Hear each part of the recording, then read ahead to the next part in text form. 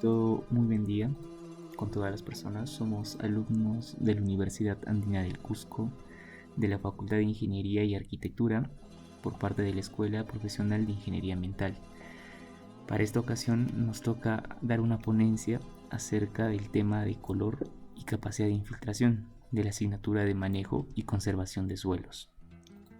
Los integrantes presentes somos Arana Silva, Milaritais, Coicaiquipa, Shadira Mayorit, Morales Pineda, Miguel Alejandro, Salas Pando, Ramiro Sebastián y Teo Rodríguez Arne Andreu. Todo esto a cargo del ingeniero magíster Teodoro Huarhuachipani.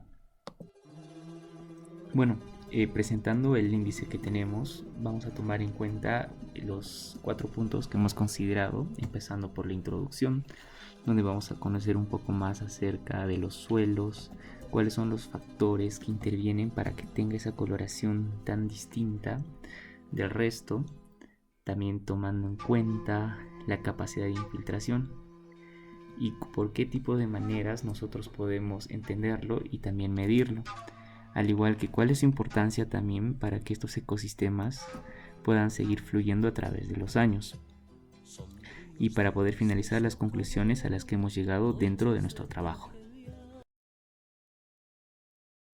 Bueno, como introducción sobre el color y la capacidad de filtración del agua, tenemos que el color del suelo nos data sobre las propiedades que llega a tener el suelo, así como el lugar donde éste se encuentra.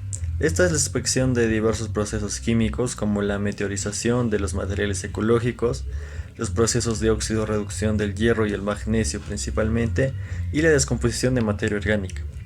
También influyen las condiciones en las cuales se dan estos procesos, que están determinados principalmente por el clima y otros factores. El color del suelo nos sirve como un indicador o una referencia para tener en cuenta diferentes aspectos, físicos, químicos o biológicos. También nos llega a dar el indicador del tipo de compuestos que hay en ese espacio del suelo, así como la presencia de elementos esenciales para la agricultura. Respecto a la permeabilidad, esta es la propiedad que tiene el suelo de transmitir el agua y el aire, y es una de las cualidades más importantes que hay que considerarse en lo que sería la piscicultura y agricultura. Mientras más permeable sea el suelo, mayor será la capacidad de filtración que éste tenga. Algunos suelos son tan permeables y la filtración que tienen es tan intensa que para construir cualquier tipo de cimiento o casa se necesitan aplicar técnicas de construcción especiales. En un volumen de esta colección que aparecerá próximamente se ofrecerán diversos temas sobre dichas técnicas y ampliación sobre esta información.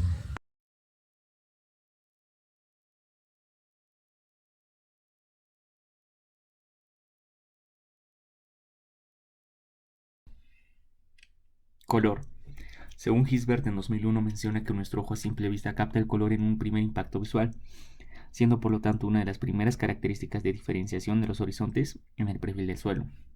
Cuando hablamos de los minerales, estos pueden tener un color característico de manera natural, o sea, estos cuando están expuestos en un perfil desarrollado y maduro. De esta manera pueden presentarse con otro color distinto. En este caso encontraremos los constituyentes materiales del suelo, ya entre ellos están la arcilla, cuarzo, feldespastos, entre otros. Estos, ya sean incoloros o muy débilmente coloreados, en un primer instante choca con la coloración diversa que encontramos al observar el perfil del suelo.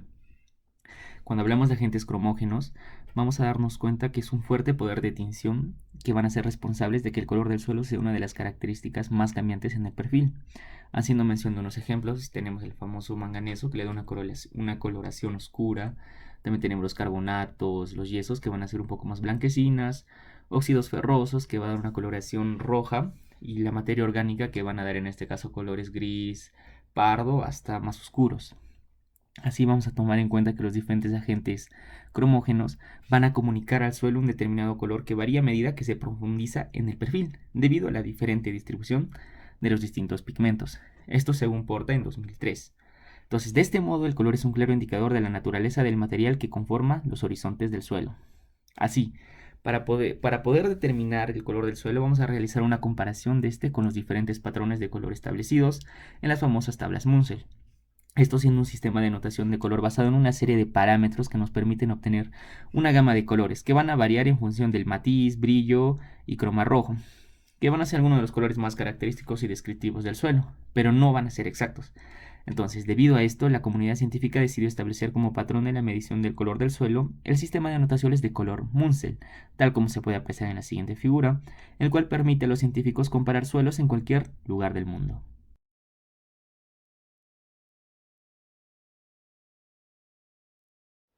La capacidad de infiltración.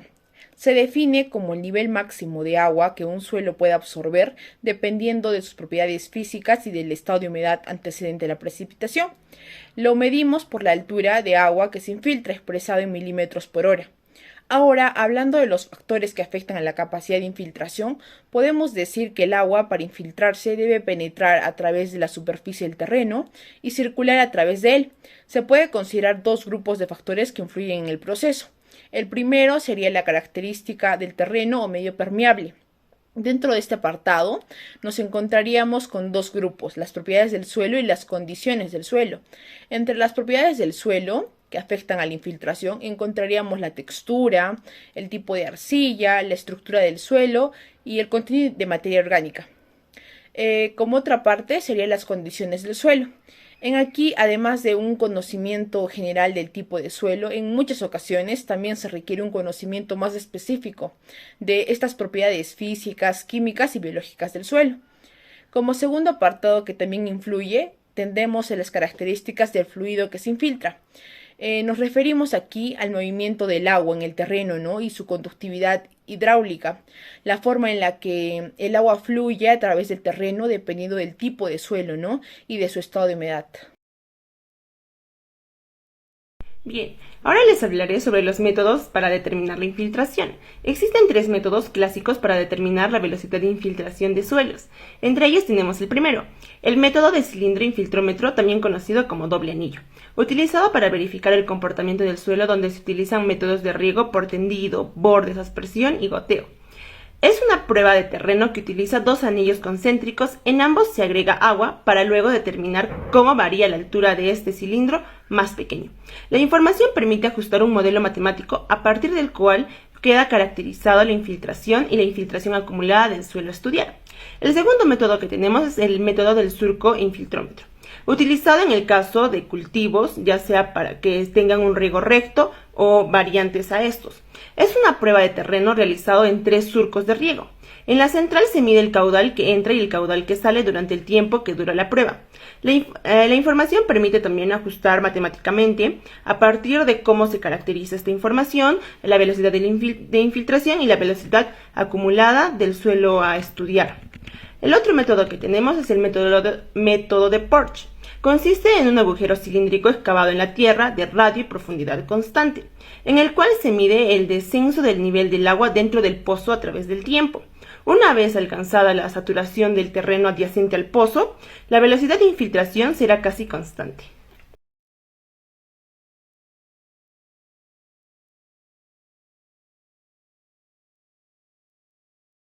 Profesor y compañeros, a las conclusiones a las cuales nosotros pudimos llegar es como primer punto que el potencial productivo del suelo no solo depende de la cantidad y balance de los nutrientes esenciales para las plantas, sino también para sus propiedades físicas en las cuales a veces no se toman en cuenta.